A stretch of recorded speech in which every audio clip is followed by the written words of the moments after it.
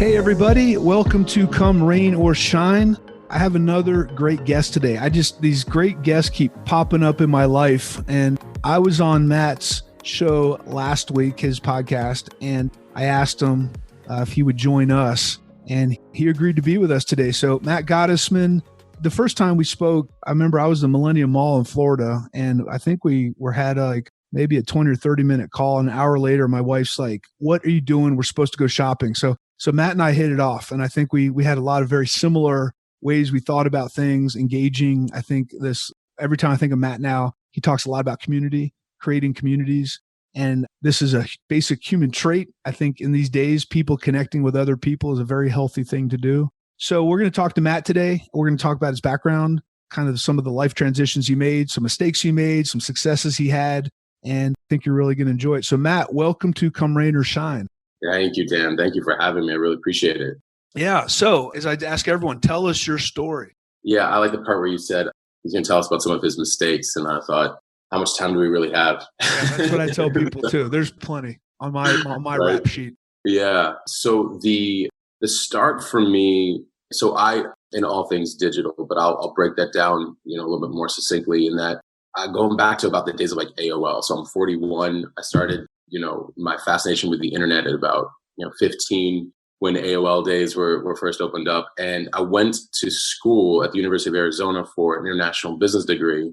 And they told me I had to choose an area to focus on because that's broad, international business. And even back then it was like, what does that mean? It's kind of, they looked at me because that's just it was a kind of a newer emerging role, even though we've all been international for centuries. So I mixed with my fascination with the internet, chose, a route and said, all right, well, I want to involve tech. And, again, counselors did the best that they could in the system. And they're like, well, we don't know how to help you in that essence, because it's the internet, it's business. And I said, no problem. And so I first started off in the music industry thinking that it was going to go very digital because of what happened with Napster. And I was fascinated with what was going on with Napster and might have downloaded quite a bit of music myself. That's neither here nor there. So for our younger viewers, tell them what Napster was. As I'm getting older, sometimes I just make assumptions people know what this stuff is. Maybe they do, but I remember Napster. It was awesome. Right. Napster is the reason why music is digital, period, right? So Napster was the original kind of peer-to-peer file sharing network for music before, sort of like how everybody was getting their music for free, and disrupted the entire industry. And Sean Fanning, one of the founders of Napster, went on to be one of the co-founders of Facebook after Zuckerberg, right? He ended up investing into, if I've got his name right, investing into Facebook, one of the early investors. So that's Napster. They completely disrupted the music industry. That's why all the lawsuits happened. And it was pre-iTunes. It was pre-Apple iTunes. And yeah, so I was fascinated with the fact that people all over the world can connect through music and share. And there was a lot more going on than just an industry being rocked, in my opinion. It was also, wow, people in different countries. Now it's no longer just chat rooms on AOL. Now you're looking at people saying, oh, did you get this track? Did you get that track? Here, let me send you the link. You can download it here. You have community itself growing up online and a sharing that just opens up the possibilities. So I saw where it was going, but you can imagine if it's 98, 99, 2000, what does that look like to the rest of the world? It's sort of like saying, people who resisted email. There's no way email will continue to take off. Right. So I was really an outcast in that kind of capacity. I went to work for the music industry in Los Angeles, and I tried to explain as a kid the benefits of going digital and what that could actually do for the bottom line numbers. I thought if I could talk bottom line numbers, they would consider it. But there was just so much hype around lawsuits. Nobody really wanted to touch the idea. Following year, 2001, I believe it was, Apple iTunes comes out. And then it was the industry saying, what are we going to do? This is going to change us. We're settling for less margin. We can't sell the songs this cheaply. It's like, well, no, you better, because if you don't, someone else is going to create Napster. We can't stop. So you better get to the marketplace where they can actually engage. Yeah. I broke down how much money per dollar everybody was getting. And it was I was just a kid freak when it came to the music industry and the business side. I don't know. Because I figured out, I did a cost analysis on everything that the industry was experiencing, from how much the artist gets paid to the hard and soft costs in the middle, to, the executives on the end. And I actually found that with digital, not only could the executives make more money, but so too could their artists. So you could imagine as a record label, hey, could you imagine giving more to your artists and making more, the win-win? And I mean, you would take market share probably from other labels. That's how my mind thought. Right. That's not how the industry thought. Right. So, it's always that thing. I want to guard my margin. I want my margin to be the same as before. And at yes. Disney, we always talked about that. What was your margin? It's like, well, it was 40%. The volume went down 50%. You don't put margins in the bank. You put dollars in the bank. So what do you want to do here? And it's funny how it's so easy to go down that path. Yeah. And I'm grateful for it because it taught me that I might be in the wrong industry. Apple came out. They still weren't sure what to do. And I said, you could partner with Apple. That would be a really cool concept. Now, the things I'm talking about are normal now, but you have to understand, like, I'm just this kid coming up with these weird, wacky ideas to these people. And they're like, yeah, no, I don't think that's going to work. I'm like, at first I thought there might have been something wrong with me. You're young, you're impressionable. You don't know, but I didn't stay. And I created my first tech startup. And it was meant to be a music internet startup where it would just take artists from around the world and help them connect, not only launch their music more, but connect with each other as an artist community. It was around the time that MySpace had just launched and started trying to come up. And, I knew nothing about tech, nothing about hardware, software, back-end systems, front-end marketing and design, none of this stuff. And during a time where, the coding isn't like we have for coding today. I mean, everybody can practically be a coder today. We can all make our own websites. Back then it was, this was some serious stuff. So I knew nothing. And I basically tell people I inadvertently got a Harvard degree in law and an MIT degree in tech, not by going to those schools, but by having to deal with a lot of moving pieces that did not go very well. We call that the school of life. School of life. And then some, getting your teeth kicked in. but it really gave me a solid foundation for everything else that has transpired since. So I can't really, when you look back and you connect the dots, you have to be so grateful. Because of that, I used that time. My business partner at the time was like, we have to earn more of a living while building this thing because we're running out of funds. Right. And he came from a real estate family. Said, all right, I'll take a crack at real estate before the boom. And I used websites, sitting next to programmers and designers. I used websites to create real estate sites for information for the market. And really early on, again, community aspect, right? I just said, let's just give as much information away as possible that they need. And whoever, needs help will write back, foreign concept at the time. Not to me, and I always encourage people, like, just help people and then the rest will do itself. And sure enough, I started getting so many leads in, and I either took them as a broker or I divvied them out. And I thought, okay, this is interesting in terms of lead acquisition. And so I did that while trying to run a startup. So here I'm in real estate. I'm also trying to build this tech startup. I mean, the hustle is real. I'm like, how did I get here? And, that went well for a little while until it didn't. And in terms of the tech startup, there were a lot of changes. You talked about transitions. There were several major transitions in my life. This was one of them because the tech startup wasn't making it. My friend, now former friend, and I were really at odds and had made every kind of mistake possible, really starting with communication and staying, together as one unit, working on things. And with the fall of that was around the same time I met a woman who would go on to become my wife for 8 years, who's a friend today, but we didn't last the marriage. But so there was a major transition. I had met my future wife to be ex-wife, who was coming here to the States to become a doctor, dermatologist. And, the tech startup was over. So I'm now married to an ambitious, beautiful, smart woman who, to become a doctor, especially in the US, it's a lot of work. And so I was helping her while also, I was currently at that point just in real estate, wrapping up the tech startup. And she was like, what do you really want to do? Because real estate's not your thing, even though you're doing well. But that's like, what do you want for your life? And I said, you know what? I want to go get my master's in international business from Thunderbird in Phoenix, Arizona. If I was ever going to do that, that's where I would go. And she said, cool, let's do it.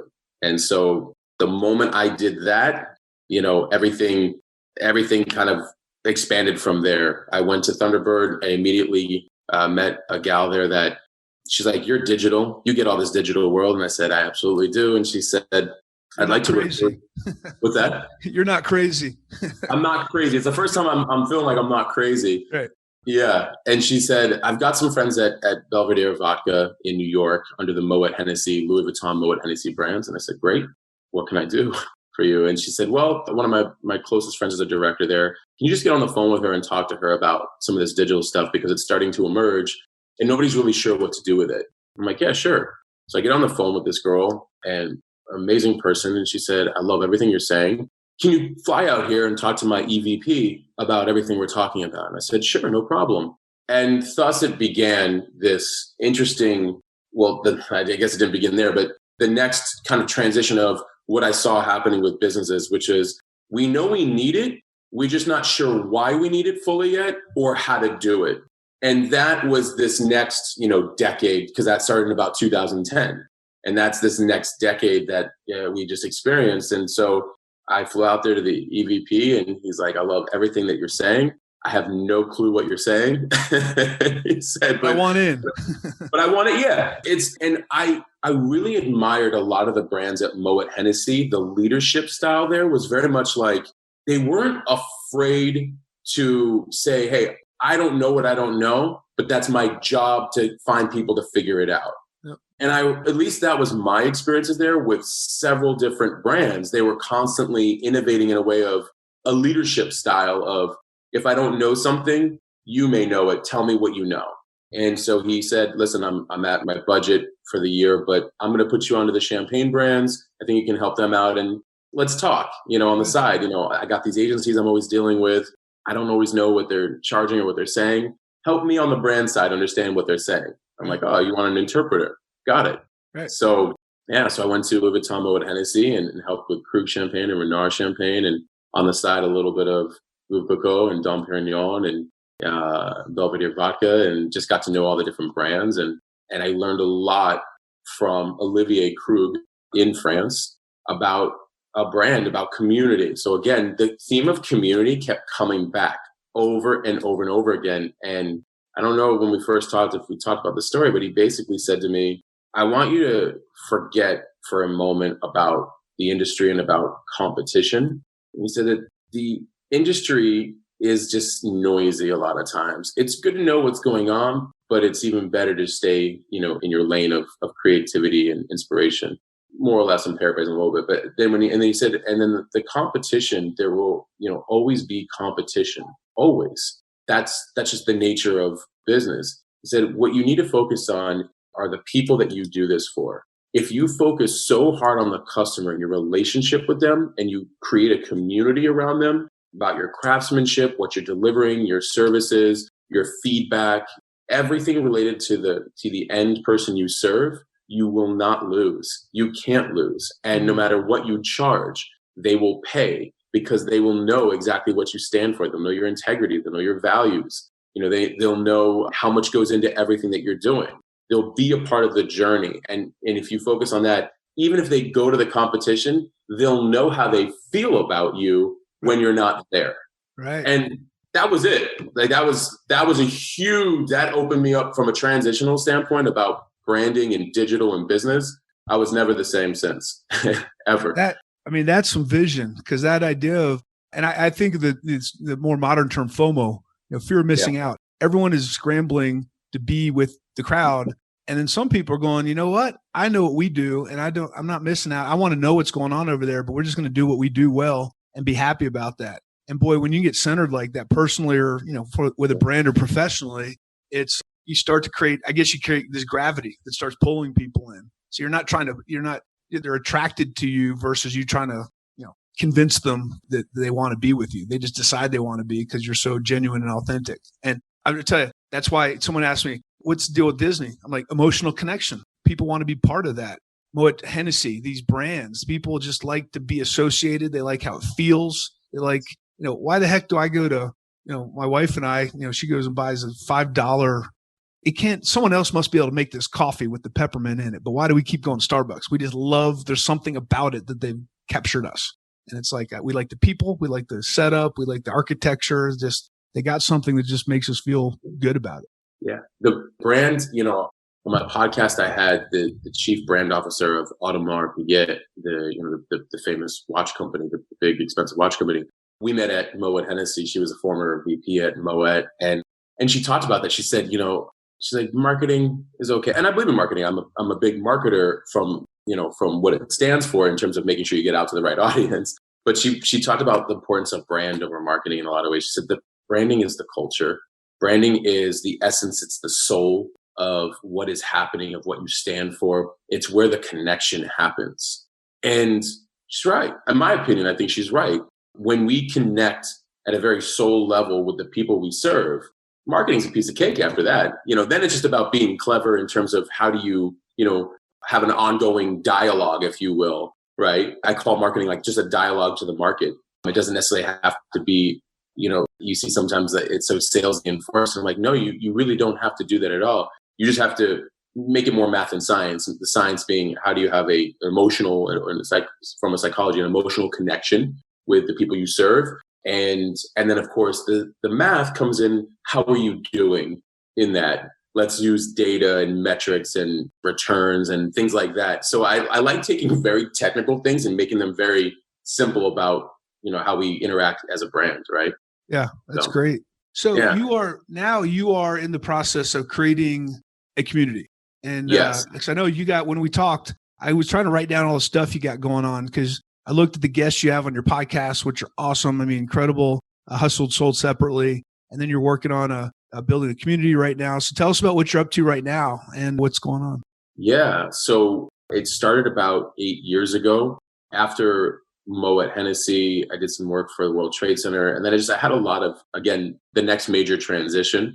I love the fact that you brought that up. Say, hey, mention the transitions, because it's very evident and they were all life-changing. The last major transition was 8 years ago.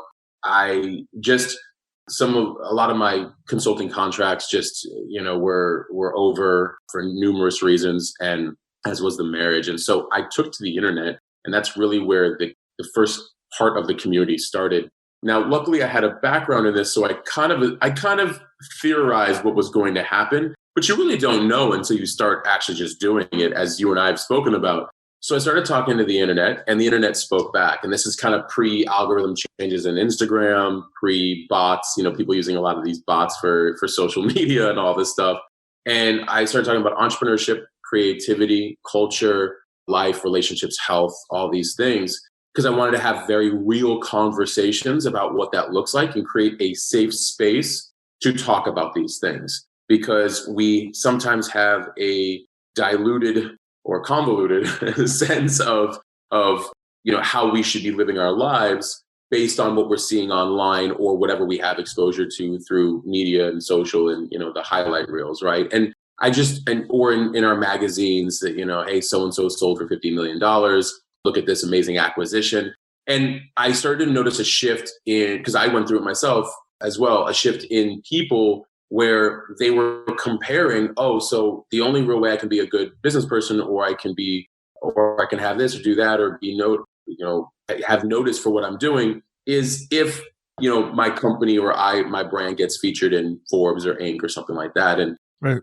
That's tough, because that's going to create some mental wellness type issues. So opened up the floor to discuss what success, I believe, looks like to every individual at an individual level, and wanted the world to feel a little less lonely in the process of creating. So the first step was I created HDF. It stood for Hustle and Deal Flow. Ironically, because I'd worked with so many venture capitalists, hustle for the creators, like, and just their passion, do the work for the things that matter, all things, not just grind on work. And then deal flow, obviously, as a terminology in the venture capital world for the number of companies, so creators and their brands. Ironically, the general public that didn't know that was like, oh, I get it, hustle, deal with it, and flow. I'm like, sure. Here's a great rule for any creator. If it still aligns with your brand, you don't have to correct people. Absolutely. Yeah, let them be creative and tell you what you mean. I remember a few people said that. I'm like, yeah, that'll work. I'm cool with that. So I would explain it. But from that led into a podcast. They kept asking for it. I didn't think I was going to do it. I really wasn't into podcasting at the time. It was about 6 years ago, 5-6 years ago. They said, just do one. I said, you know what? One day This is the short version, but one day I just said, all right, let's do it. And I wanted to call it The Hustle Sold Separately. The dream is free is the famous expression. The hustle sold separately. You got to do the work in anything in life. Self-reflection, self-awareness, self-love. Like it all requires you to do the work. You can't escape the work, but it's good work when it's on yourself and you get to know who you really are, and with a lot of humility and humbleness. Humility is a superpower, and so is vulnerability when you throw in discernment. So those two things ballooned. I was still doing some consulting on the side, and then over the last couple of years, I hit a beautiful, peaceful place of capacity and started really diving into understanding systems. And I turned my consultancy into an agency. And at the same time, what started to happen, as you mentioned, alluded to another community, a lot of makers and creators online said, I'm in the market. I get that, I'm working on myself. I'm building a brand. I'm working with customers and clients and all these things.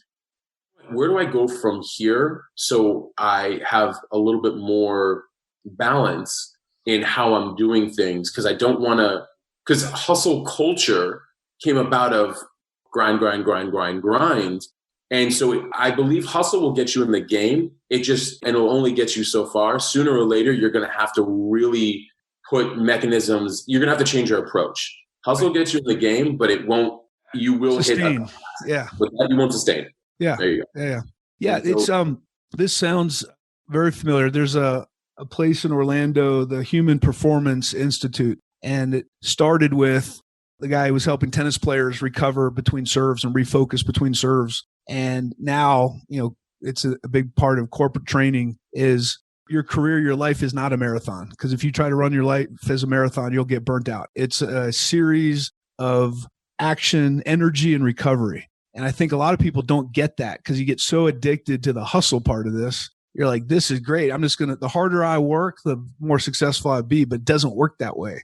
You have to have those recovery periods to get your energy level back, to get some context. I think traveling, having some downtime, you come back fresh. And at Disney, I saw that is, people just got so caught up in being connected all the time to show how committed they were. We're like, we know you're committed. You don't have to be connected all the time to be committed. Go ahead and get some downtime. And it comes back to the idea that in my book of leading self, take care of yourself. And you just can't always be in this on because it just doesn't work. Your episode on my podcast, it finally has seeded all the different platforms. I know I still have to get you a couple of those pieces, but few people reached out and they're like, I have to pull it up. One yesterday was like, this is making me feel normal. And then another one said, this is giving me life. Thank you so much. So you're 100% right. That dedication to self. Yeah. You got to spread it out, and you'll have moments that you really have to hustle to your maximum point, but it just can't be sustained over time. Well, and a big part of, another major life transition with my father transitioning and passing 2 years ago. Before he passed, and I was 39 at the time, I'm 41 now. They say something unique happens when you're turning 40. I don't, this is maybe more of the spiritual side of me, but you can feel it as an energy coming on before you turn 40. Not the worry that you're getting older thing. Actually nothing like that at all. It was just how's my approach? How's my approach to things? Am I approaching things? Can I do some things differently and maximize the output and, other areas of your life without running and gunning the way I've been, Right. So there was a little bit of that was going on. And then, I heard a really great spiritual mentor of mine years ago said that, when you hit 40, that's when you take everything up to 40 is experience. At 40, you start to have to want to impart wisdom. And you take experience to make decisions that you've got data now. So you can actually slow down to speed everything up in your life because Right. you can take that, data, quote unquote, if you will, and use it to say, how would I do this differently and more efficiently, more productive, less waste, less time? Yeah. Yeah. It's funny that this reminds me of something. When I was, when I was younger for years, I played rugby, and we'd always have the rugby alumni game. And so all the old guys would come out and we're like, all right, the old guys, we're going to cream them. And it's funny when you watch older rugby players, all the young guys have all this energy and lack of experience. They're just running around where the ball is. They just run the ball. It's kind of like, second grade soccer team. And then the old guys, they've been around so long. When something happens, sometimes they start running like in the opposite direction. And then, 10 seconds later, the ball's there. They're like, yeah, I'm not going to chase this thing. I knew where it was going to be. I've done this enough times where you get much more efficient at things. And and I found that in jobs I had. Every time I got into a new job or I got promoted, the first year I called it the fog of war. I was just compensating by just, to your point, running and gunning and just expending energy. And then the second year was like, okay, I put in that investment. Now can I get work done, a lot more work done, more efficiently? And I think that's where people, that needs to be a goal. Can I get a lot of stuff done without having to run around and just be more calmer and centered? So when you're calm and centered, you're just so much, everything's much more clear, and you don't have to rely on, heroics. I used to tell people, at the parks, if we don't have to be a hero today and struggle to fix something, we've done a good job, because if we're fixing something, it means we didn't plan ahead very well. So and we'd always, you'd have these big moments where we'd have to fix something. Everyone would high five and celebrate. I'm like, all right, thanks for fixing it. Why did we have to fix it? Like, well, Dan, buzzkill. I'm like, no. What could we have done last week that we wouldn't have to all be together right now talking about this, so we could be working on something else? And people just don't look at processes. They don't look at that piece of, you get so caught up in fixing stuff, you forget that, if we worked a little smarter, we wouldn't have to be worrying about this. We could actually be doing other stuff that would be more valuable. The details and the processes are everything. Yeah. And then context and time help me respect the processes. I was always detail oriented, but running and gunning is way different. And you're absolutely right. It's an interesting thing to be more prepared. I remember consulting and doing a lot of this up and down. Right. Things are great. And then you got so much that you're doing when you're down there. Things are great. And then what I realized is, no, I want this, a constant, beautiful, steady, sustainable increase, right, that I'm prepared for, because I'm thinking steps ahead based on knowing things like the human factor. As I say often, there was a couple different conversations I was in recently, and I mentioned that this woman, very young woman, wanted some entrepreneurial advice. She said, people surprise me all the time. And I said, people never surprise me. And she's like, what do you mean? She's like, they're always doing something you don't know. I'm like, that's why I'm not surprised. Because I was like, always account for the human factor. Yeah. Because at any given time, people can switch up on you according to whatever is going on in their life. And you can't take it personally, although believe me, I had when I was younger and I wanted to. You have to account for the human factor that at any given point in time, they're going to do something so offsetting or off-putting or whatever it might be. And you have to be prepared for that as an individual and in relation to however you're relying on infrastructure of people, et cetera.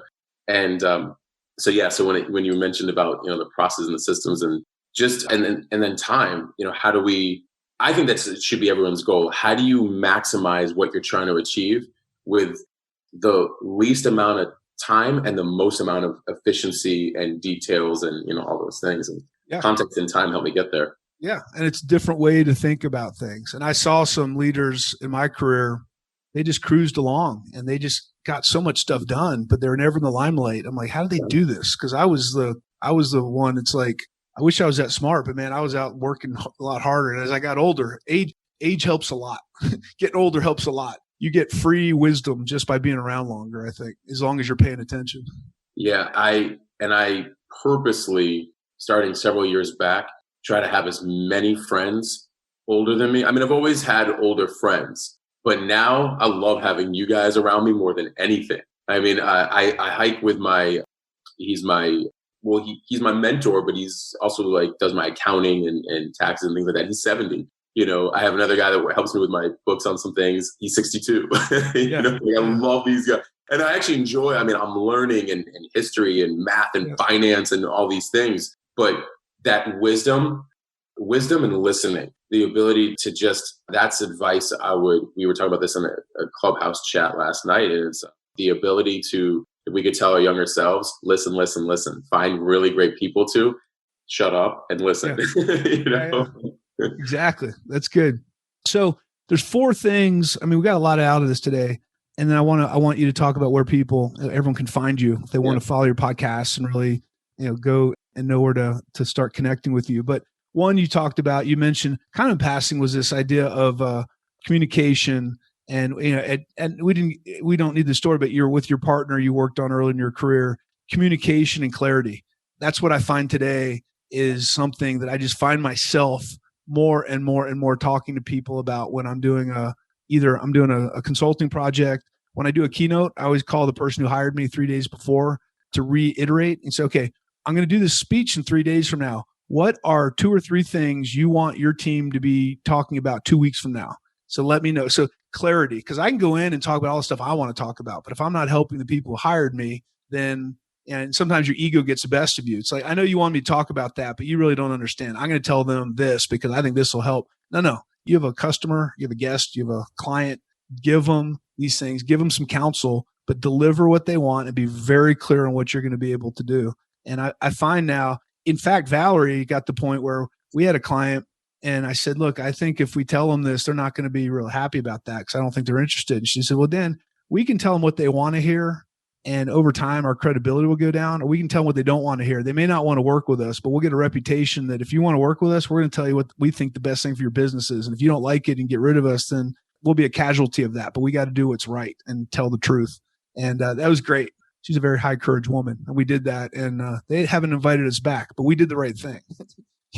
We told them what they needed to know. Well, and isn't that really what a third party consultant is? Should be. Yeah. And I remember whether it was the World Trade Center or other brands that were like, should I be telling you this? I don't know if I should be telling you this. And I would say, I can't help you if you don't tell me these things. So interestingly, I found that a higher emotional quotient, honest and delivering raw, clear honesty to people, but in a manner that says, look, it's safe. Let's discuss, where are you really at? What do you really, really, really want and why? Like, what are these goals? And what do you think you really know about why you want this? Right. And then let's really dissect where are these gaps happening? And it's okay, because we can't take care of it if we don't really know what's going on.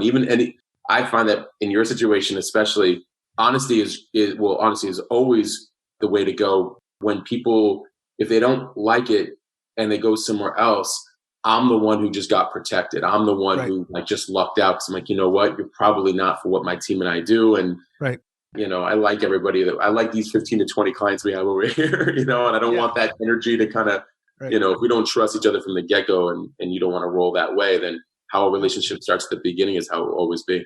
Yeah. And it's hard for a lot of people who are like, I'm trying to get my business up and running. I'll work with whoever's going to pay me. But you got to be careful because if you're working with someone who's not going to work with you the right way, eventually they're not going to get better. And who's at fault? You are, because they're the one you hired. So you have to draw that line. The other thing you mentioned at the beginning, absolutely help people first.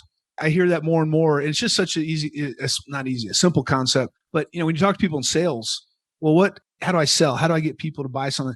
You help them. I'm here to help you. In fact, the product I have may not help you. And so then at that point, I got to be honest and say, you know what, this is probably not it, but I can suggest somebody. Or a lot of people, it's the classic one. I get the LinkedIn invitation. I accept it. And then I get the form letter that says I sell this. I'm like, couldn't you even just Google my name and at least mention my website or just said something personalized?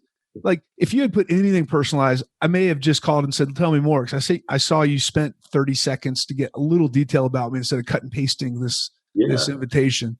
So, really paying attention. And then I think the biggest thing today I got out of this was emotional connection. Technology comes and goes. It's funny how in 2007, the whole world changed because we all had these iPhones and these smart devices.